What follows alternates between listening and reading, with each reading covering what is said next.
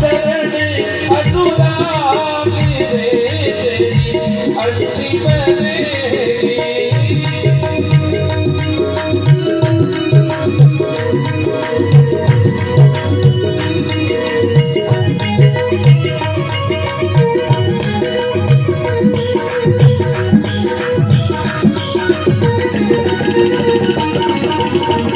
ध्रुव जी की बन गई, प्रहलाद की बन गई, ध्रुव जी की बन गई, प्रहलाद जी की बन गई, ध्रुव जी की बन गई, प्रहलाद जी की बन गई, ध्रुव जी की बन गई, प्रहलाद जी की बन गई। राम भजन में लाग रे तेरी अच्छी बनेगी। ओ हरि कीर्तन में लाग रे तेरी अच्छी बनेगी। संतन के संग लाग रे तेरी अच्छी बनेगी। ओ संतन के संग लाग रे तेरी अच्छी बनेगी।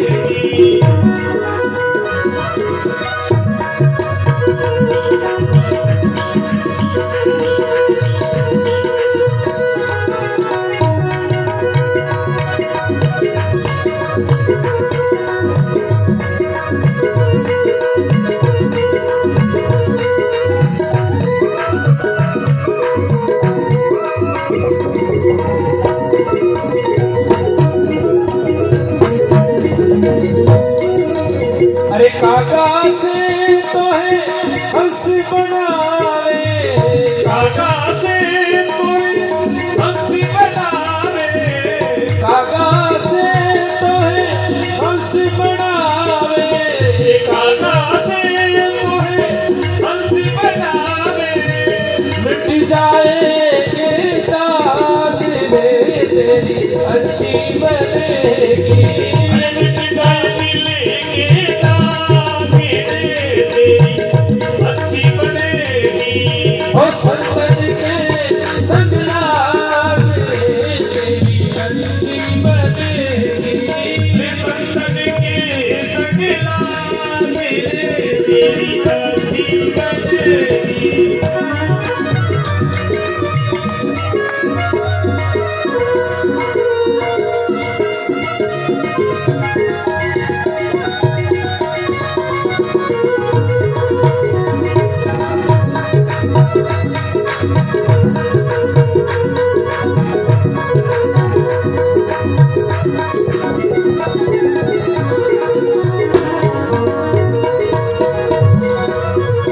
मोह निद्रा में कब से सोया, मोह निद्रा में वो कब से सोया, मोह निद्रा में कब से सोया, मोह निद्रा में कब से सोया।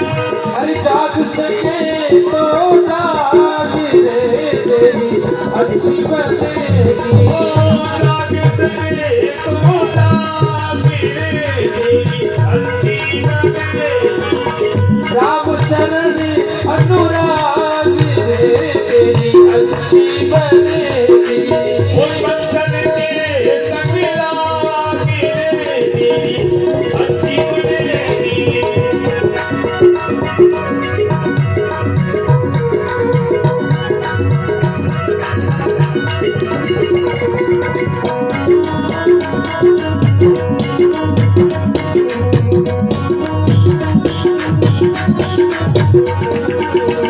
कहते कबीर राम सुमर ले, कहते कबीर राम जी ने सुमर ले, कहते कबीर राम जी ने सुमर ले, कहते कबीर राम जी ने भज ले। राम भजन में लाग रे तेरी अच्छी बनेगी। संगति में लाग रे तेरी अच्छी बनेगी। ओ रामचरण अनुराग रे तेरी अच्छी बनेगी। रामचरण अनुराग रे तेरी अच्छी बनेगी। रामचरण अनुराग रे तेरी अच्छी बनेगी।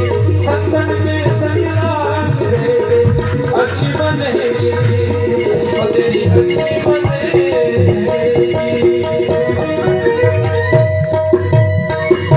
बोलो हनुमान जी महाराज की जय हो। संतन के संग लाग रे तेरी अच्छी बनेगी, अच्छी बनेगी तेरी बिगड़ी बनेगी।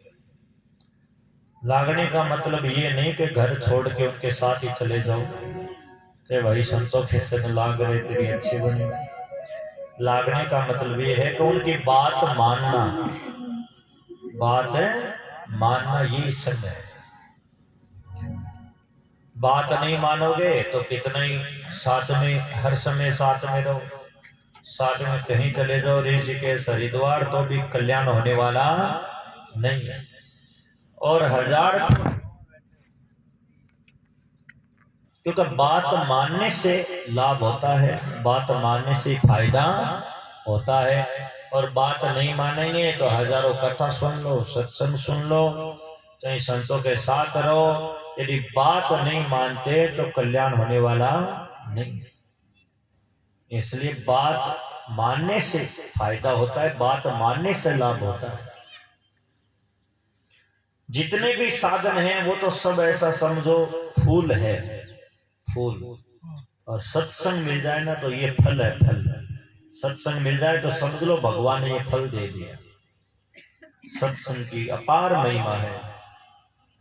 कहते हैं जो दुष्ट लोग हैं ना वो भी सत्संगति पाके सुधर जाते हैं, दुष्ट लोग। बहुत लोगों को हमने ऐसा देखा है, पहले मदिरा पान करते थे और जब से संतों की शरण में आए, कथा सुनी, सत्संग सुनी, तो उन्होंने मदिरा पान का त्याग कर दिया और नशा मुक्त हो गए, भजन में लग गए। कोई बीड़ी पीता था उसने बीड़ी छोड़ दी, कोई शराब पीता था उसने शराब छोड़ दी है। ऐसे बहुत लोग देखने को मिल जाएंगे। कोई भजन नहीं करते थे, कोई पूजा पाठ नहीं करते थे, जो रामायण गीता नहीं पढ़ते थे वो रामायण गीता पढ़ने लग गए, भजन में लग गए, सत्संग में लग गए। तो देखो कितना कहते हैं उनको लाभ हुआ, क्योंकि सत्संगति पाके दुष्ट लोग है वो भी सुधर जाते हैं। और जैसे पारस के सपर से जो लोहा होता है ना, पारस होता है, पारस को लोहे से छुआ दो तो जो लोहा है वो सोना बन जाता है। पारस के छुआते ही लोहा सोना बन जाता है। किंतु देव योग से यदि कभी कहते सज्जन लोग होते हैं वो कुसंगति में पड़ भी जाते हैं तो वो वहां भी कहते हैं सांप की मणि के समान अपने गुणों का ही अनुसरण करते हैं। जैसे सांप की मणि होती है, सांप के अंदर ही जहर होता है, परंतु जहर का उस मणि के ऊपर कोई असर है नहीं होता।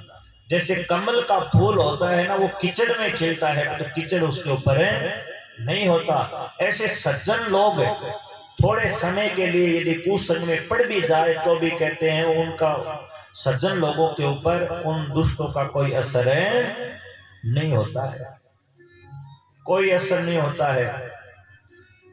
और कहते हैं उन पर कोई प्रभाव नहीं पड़ता है। जो मणि होती है उसके ऊपर जैसे विष का कोई असर नहीं होता। ब्रह्मा विष्णु शिव कवि और पंडितों की वाणी भी कहते हैं संतों की महिमा गाने में सकुचाती है, संतों की अपार महिमा है। जैसे साग तरकारी बेचने वाले मणियों के गुण समूह नहीं कह सकते, जो साग आदि तरकारी बेचने वाले हैं वो मणियों का मोल भाव नहीं बता सकते, वो तो सब्जी का ही मोल भाव बता सकते, भाई टमाटर ये भाव है, लौकी ये भाव है, गोभी ये भाव है। अब मणियों का भाव पूछो तो कैसे बताएंगे, वो तो कोई जोहरी हो जो उनका जानकार हो वही बता सकता है, वो क्या बताएंगे। ऐसे ही कहते हैं संतों की महिमा अपार है, इनकी महिमा कोई गा नहीं सकता। मैं संतों को प्रणाम करता हूं, तुलसीदास जी महाराज कह रहे हैं, जिनके चित्त में समता है, जिनका न कोई मित्र है और न कोई शत्रु है। संतों का इस दुनिया में न तो कोई मित्र होता है न कोई शत्रु होता है। कबीरा खड़ा बाजार में, सबसे मांगे खेर, ना काऊ से दोस्ती तो ना काऊ से भेंट।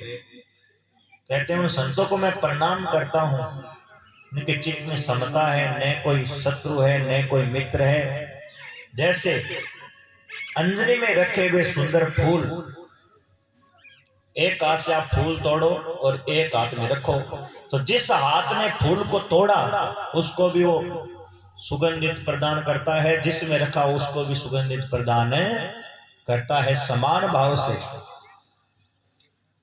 इसी प्रकार कहते हैं संत होते हैं वो शत्रु और मित्र दोनों का ही समान रूप से कल्याण ही करते हैं, ऐसे संत होते हैं। संत सरल हृदय और जगत के हितकारी होते हैं। इस प्रकार से ऐसे जो संत है, तुलसीदास जी महाराज कह रहे हैं उन संतों के चरणों में मैं प्रणाम करता हूं, उनको मैं नमस्कार करता हूं संतों को। और अब मैं सच्चे भाव से दुष्टों को प्रणाम करता हूं। देखो तुलसीदास जी महाराज कितने सरल संत हैं। जैसे भी बताया ना, जो संत होते हैं ना वो जगत में चलते फिरते तीर्थराज प्रयाग है, और संत होते हैं कहते हैं उनकी दृष्टि में वो मित्र शत्रु सबके साथ